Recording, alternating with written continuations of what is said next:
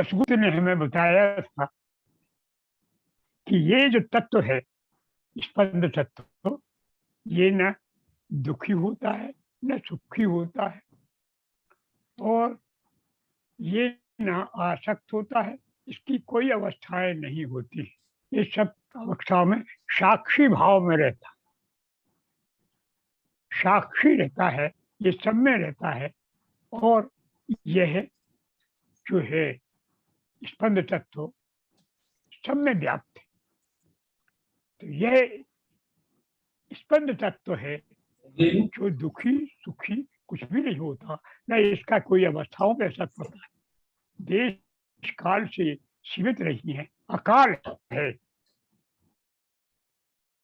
ये अकाल पुरुष की शक्ति है, तो अकाल है ही।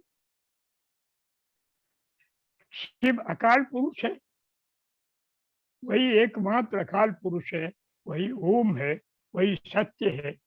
तो उस अकाल पुरुष की ये शक्ति है, ये काल से बंधा हुआ नहीं, ये स्थान से बंधा हुआ भी नहीं है, ये साक्षी है, ये शुद्ध चेतन तत्व है।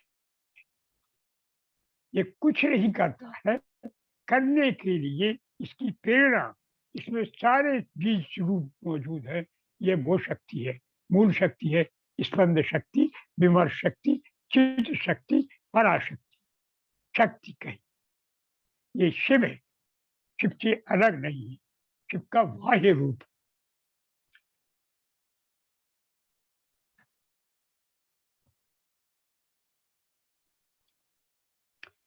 अब प्रश्न ये है कि तो क्या, हमारा क्या कर्तव्य है, हम क्या करें?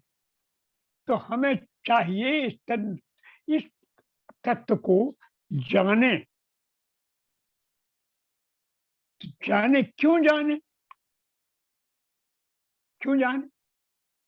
हमारे लिए कुछ कर रहा है, तो यही बता रहे हैं कि यतः कारण वर्गोयम विगुणो मूलवत्वयम सहांतरेण चक्रेण प्रविष्टि चाहती। ये क्या करता है हमारे शरीर में, और क्यों इसको हमें प्रत्यक्ष करना चाहिए, क्यों जानना है, क्या करता है शरीर में? लभते तत्यत्नेन परीक्षितत्वमादरा यतः ततश्च सर्वत्रेयम् अकृत्रिमा। यह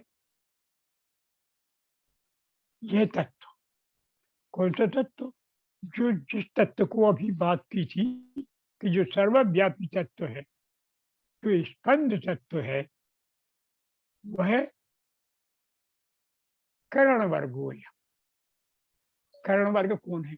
हमारे हमारे शरीर में करण वर्ग है।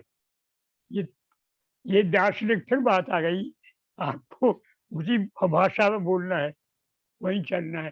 करण वर्ग कह करके उन्होंने जो कहा है, इशारा किया है कि मन, बुद्धि और अहंकार,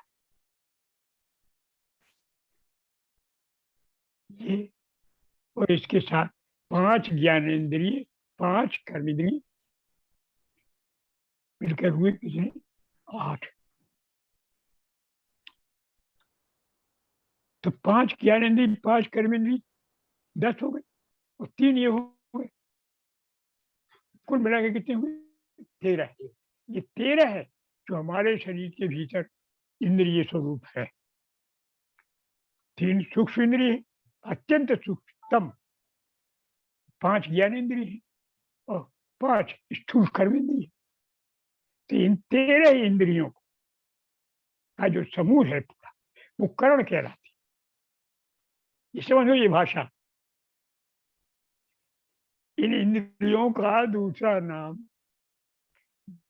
शैव दर्शन की भाषा में करण है, करण वर्ग। जैसे पुरुषों का वर्ग होता है, स्त्रियों का वर्ग होता है, आजकल पार्टी होती, इसी तरह से वर्ग, वर्ग का मतलब एक समूह। ये 13 का समूह है, उसको कहते हैं करण वर्ग। क्यों कहते हैं करण? ये भी समझ, करण मार्ग हम इन्हें इसलिए कहते हैं कि ये 13 है, करती हैं कुछ, कुछ करती हैं, ये करने वाली। अच्छा, हम इनको दर्शन की भाषा में ये भी कहते हैं, क्योंकि ये आगे आएगी बार बार, गीता में आया है, इसलिए उसको समझने के लिए भी जरूरी है कि ये जो करण है, करण का मतलब है साधन,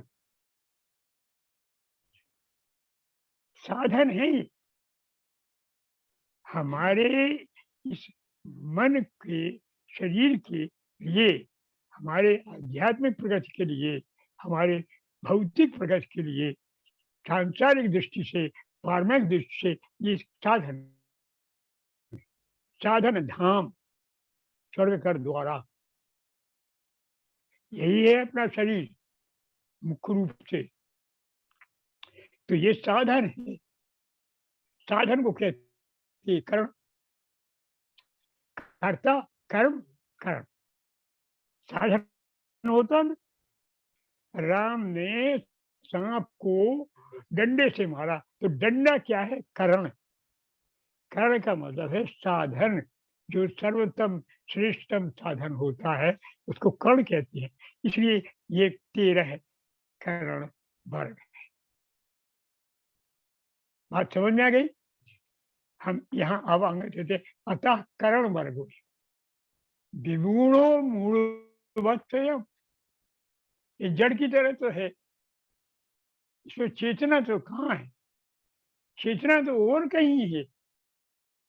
अगर ये काम करते हैं, अगर आंखें देखती होती तो हम जब मर जाते हैं, प्राण नहीं होता तो आंखें क्यों नहीं देखती?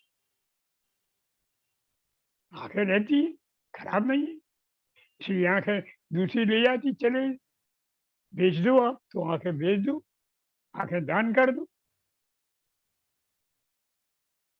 आपकी जिह्वा जो रस लेती है, आपकी जिह्वा वाणी बोलती है, न वाणी बोलेगी न रस लेगी, अगर प्राण नहीं है। तो ये साधन ही है, केवल विमूढ़ है, जड़वत है, इनमें स्वयं अपने से करने की शक्ति नहीं है, कोई इनको प्रेरित कर रहा है। विमूढ़ो अमूढ़ स्वयं, लेकिन ये चेतना मेरा काम कर, आंख स्वतंत्र रूप से देखती, कान की सहायता नहीं लेती। देख,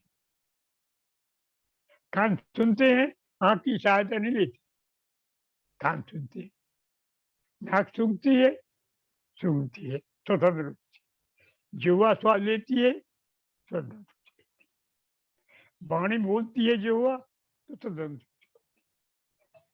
तो ये जो नाक कान आंख, जो ज्ञानेंद्रिय है 5, आप उनको समझते हैं, 5 ज्ञानेंद्रिय हैं और 5 कर्मेंद्रिय, ये सब स्वतंत्र जैसे काम करते। पैर चलते हैं तो नाक से नहीं पूछते,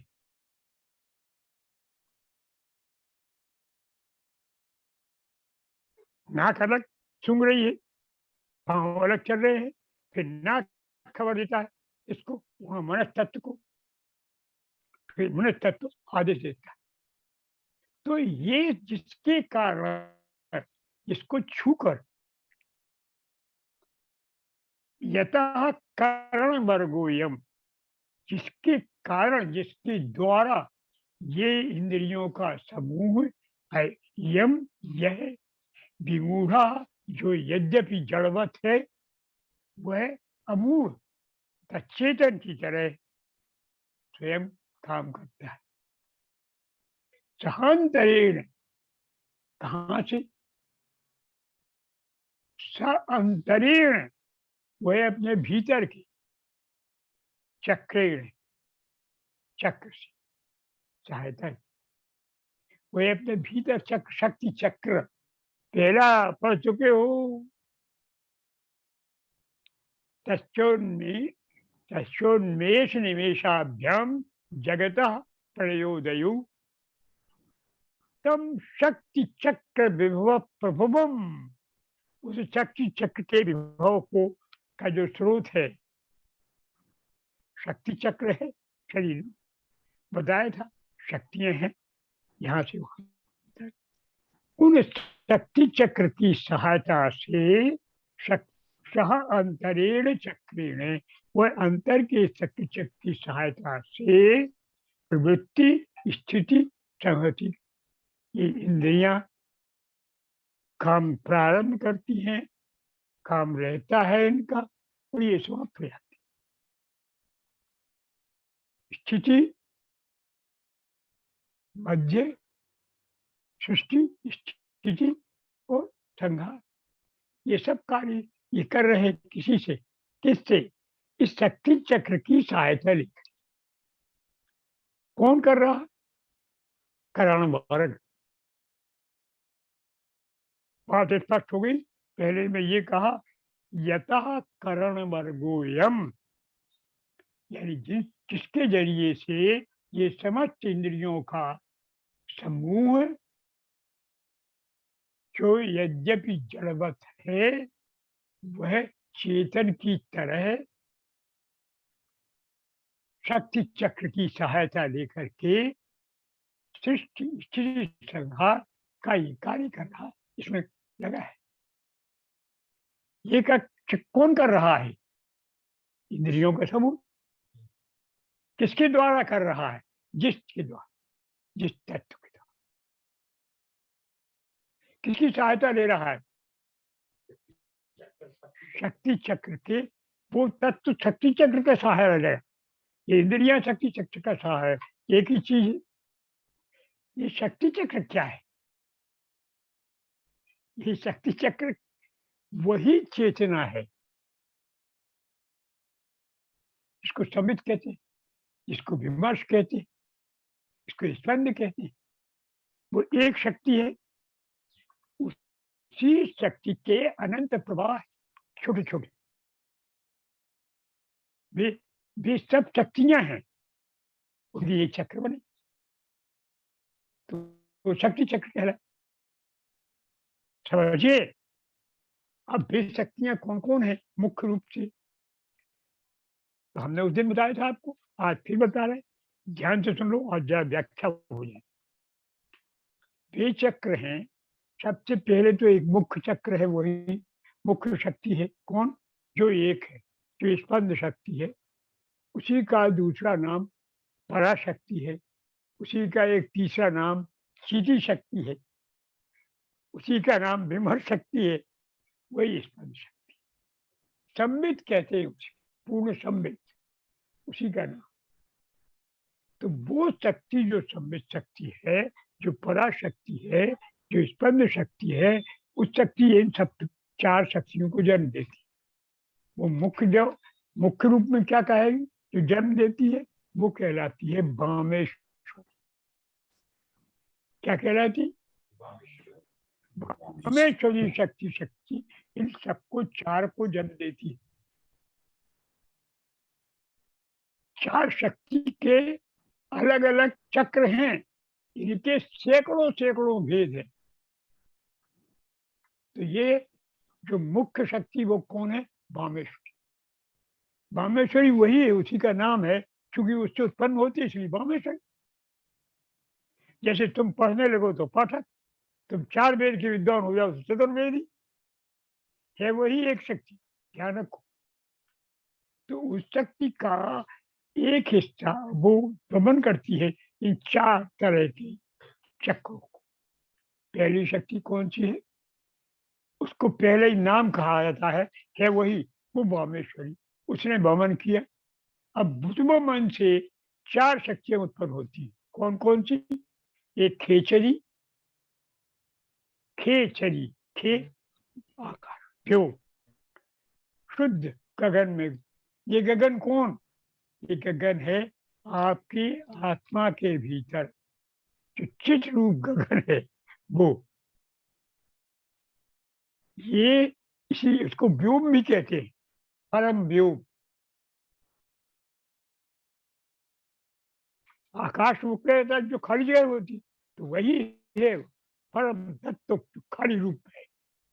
तो उस खे खे माने आकाश, उसमें विचरण करने वाली जो शक्ति का प्रवाह है, वो वो क्या है?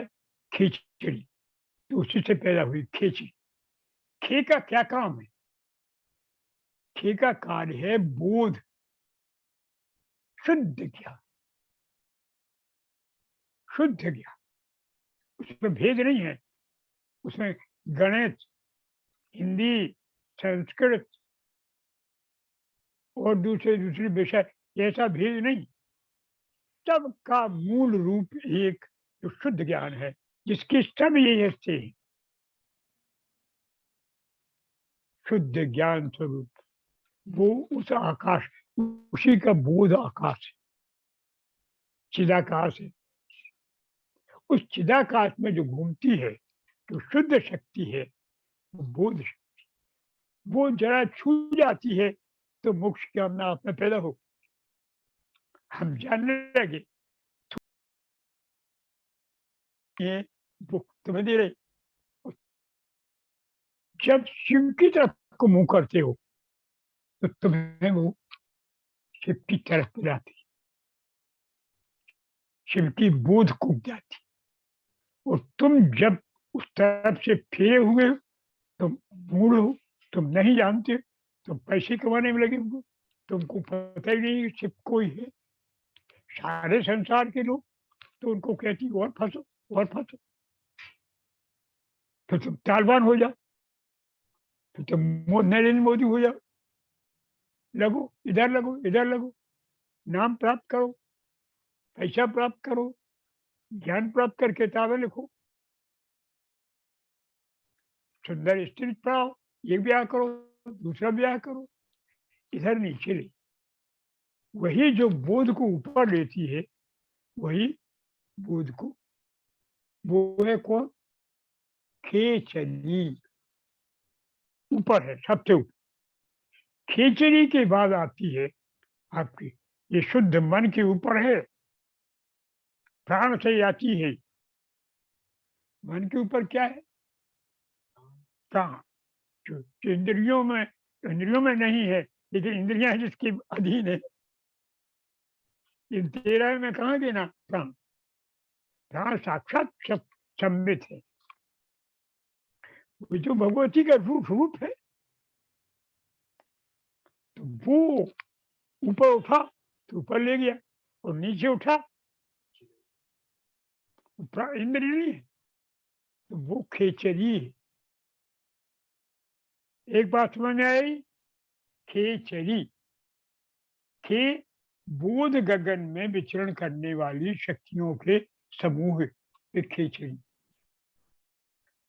इसके बाद है खोचरी के बाद गोचरी।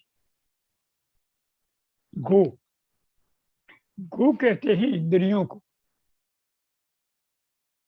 लेकिन इसमें गो का अर्थ केवल संक्षिप्त इंद्रियों के गुण, सूक्ष्मतम इंद्रियों से लिया गया है। कौन? मन, मन, बुद्धि, अहंकार, तीनों को लिया। तो मन के द्वारा क्या होता है? मनन। बुद्धि के द्वारा क्या होता है? निर्णय। तो अहंकार के द्वारा क्या होता है? अपनी बात, हमारी विशेषता है। विशेषता अहंकार का है लक्षण, कि मैं कुछ अलग हूं। मन, बुद्धि, अहंकार को जो प्रेरित करती है, वो है कौन? गोचरी शक्तियां। ये आपके मनन को ऊपर ले जाए, ये आपके निर्णय को ऊपर को ले जाए, ये आपके अहंकार को सात्विक भरा देगी। मैं समुद्र में डुबा दूंगा लंका को, मैं समुद्र में लंका को डुबा देता हूँ, लेकिन ये राम जी के कारण है। देखा, ये सात्विक है। मैं राम का दूत हूं, मैं भगवती बगलामुखी का उपासक हूं। तूने कैसा? तू तो जमीन में जाने वाला है नीचे, तो ये अहंकार कैसा है? सात्विक। ये राजस है। दूसरा, जिसमें सत्व भी है और तब भी गुस्सा है। क्यों चाह रहा है अमुक, ये करने वाला, मैं ये करने वाला, हमारा काम श्रेष्ठ, इसलिए हम तुझसे श्रेष्ठ। ये अहंकार कौन सा है? राजस। और ये उठा के पटक दूंगा। हमारे पास पैसे है, सारी मट्टी मिला देंगे। ये तमस। तो अहंकार भी तीन तरह की। तो ये किस अहंकार को बढ़ाता है? सात्विक। सात्विक ऊपर को ले जा रहा है। अहंकार है लेकिन ऊपर ले जा रहा। सात्विक बुद्धि ऊपर ले जा रहा। सात्विक मन पहुंचा ही रहा। सात्विक मन हुआ तो पहुंच ही गए लगभग। तो ये कहलाती हैं गोचरी शक्तियां, जो इनकी मालकिन। यही जो भगवान की ओर मुंह करता है, शिव की ओर मुंह करता है, उसको ये ऊपर लेती है। और जो उधर से मुंह फेरता है, उसको नीचे कर। पंडित जी, एक ही की, जी एक ही सदा प्रसन्न रखता है। एक ही सदा अवसाद में जो जो होता है। एक मुंह ऐसा करे, प्रसन्न रहते सदा, दुख में सुख में। ये वही है। ये गोचरी शक्तियों का समूह। गोचरी शक्ति चक्र। फिर इसके नीचे है दिक्चरी। दिक कितनी है? 10। दिशाएं 10 हैं। तो दिशाओं 10 दिशाएं कौन सी हैं? ये इसका इशारा है यहाँ से। वो है 5 ज्ञानेन्द्रिय और 5 का ये संवेदन लेती। संवेदन अनुभूति। ठंडा, ये गर्म, ये संवेदन है। अच्छा, बुरा, खट्टा, मीठा, ये सब संवेदन। यही सब संवेदन जब जो भगवान की तरफ को मुंह करता है, उसको ऊपर सुगंधी दिव्य, दिव्य सुगंध की इच्छा, श्रवण सुंदर शब्द,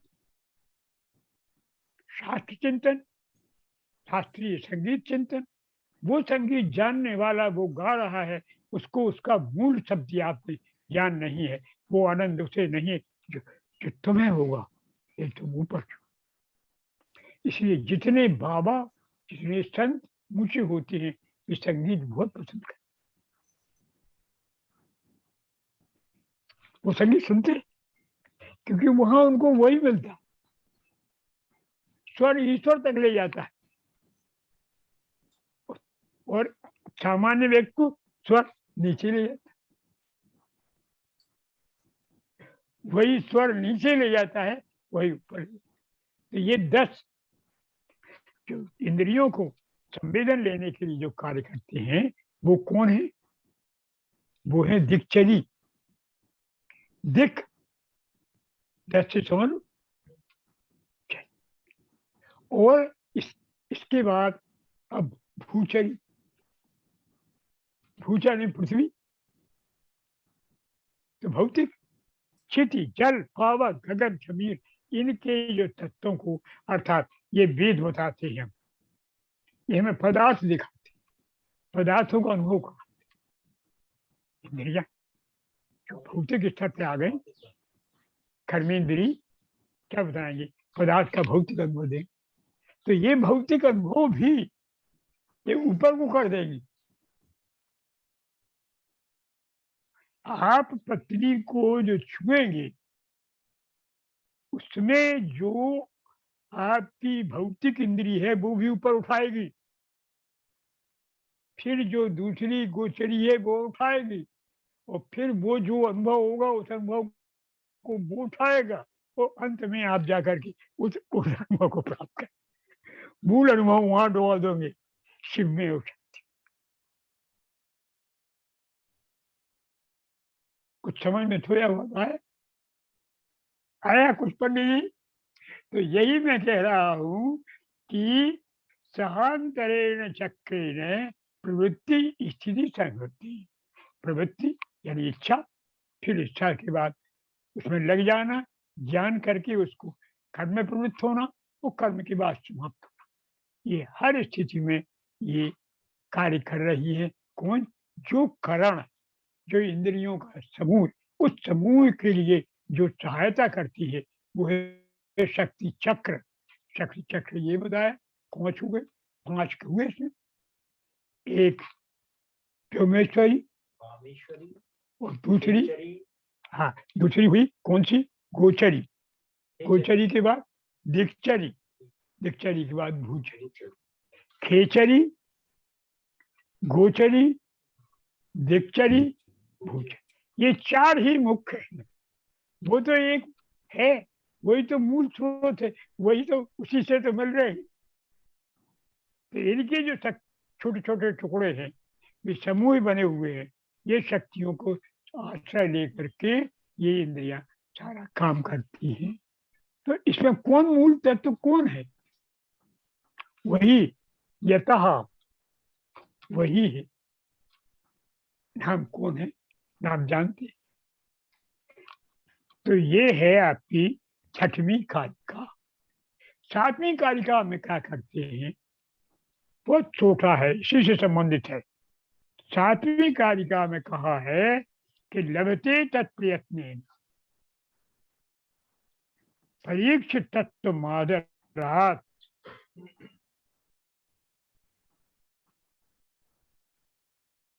क्या है? इस तत्व को जो इनमें व्याप्त है, आज्ञा दे रहा है। बस वो आचार्य कहता है कि इनको आदर के साथ, आदर मान श्रद्धा, अत्यंत श्रद्धा के साथ परीक्षा कर, समझो, जानो, श्रद्धा के साथ देखो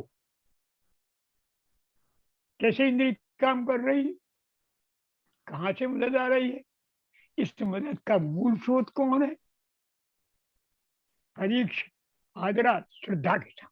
वैसे नहीं, वैज्ञानिक की तरह नहीं, आपको साधक की तरह देखे, श्रद्धा से देख। तो श्रद्धा से इनका परीक्षण करिए, प्रयत्न ही नहीं, प्रयत्न के तत्व, उस तत्व का, तत्व उस तत्व का प्रयत्न, प्रयत्न द्वारा, उद्योग द्वारा परीक्षा करके आदर श्रद्धा पूर्वक उस तत्व को प्राप्त किया जा सकता है। क्यों करे? तो उत्तर देता है यथा स्वतंत्रता सर्वत्रियम कृत्य। इसलिए किया करो भैया, क्योंकि वो सब जगह तो व्याप्त है, वही कुछ भी काम कर रहे हो वहां मौजूद है, इसलिए तुम्हें सुविधा है। केवल तुम परीक्षा करने को तैयार हो जाओ, थोड़ा सा वहां ध्यान दे दो तो तुम्हें तत्व का ज्ञान हो जाएगा, मूल स्वरूप आपको पता चल जाए। यतः, क्योंकि स्वतंत्रता, उसकी स्वतंत्रता सब जगह है, सर्वत्र, यम अकृत्वा, स्वाभाविक रूप से फैली हुई, कोई बनावटी थोड़ी है ही वो तो, लेकिन ज्ञात नहीं है, वही बात। तुम तो हो अपार कपूर संपत्ति के मालिक, होश में आओ, शेर के बच्चे हो। तो यह हुआ यतः करण वर्गोयम। अब आप दोहरा लीजिए, यतः करण वर्गोयम, इसलिए वह जो करण तत्व है वो इन करण वर्गों, करण वर्ग कौन है? 13 है। इन इंद्रियों में जो इंद्रियां यद्यपि चेतन नहीं है, लेकिन चेतन की तरह जो कार्य करती हैं, उनमें शक्ति चक्र की सहायता से सृष्टि स्थिति संहार ये सारे कार्य संपन्न कर उस तत्व का आप सावधानी पूर्वक सतत श्रद्धा पूर्वक उसका निरीक्षण करें। क्यों करें? क्योंकि वह तत्व उसकी स्वतंत्रता सब जगह है, वो स्वतंत्र शक्ति है। क्या है वो? वास्तव में स्वतंत्र है ना, पूर्व में यहाँ स्वतंत्र शक्ति है वो, तो स्वतंत्रता से वो सब जगह व्याप्त है। बात इतनी हुई तो मैं समझता हूँ बात पूरी हो रही है लगभग, आप समझ रहे हैं। अब प्रश्न हो तो बाद में कभी पूछना, हम तो बताएंगे आपको। तो जी इस तरह से पूरी होती है। जी ये दो आप जी। तालिकाएं पूरी हो गई, एक ही बात है। ठीक। ओम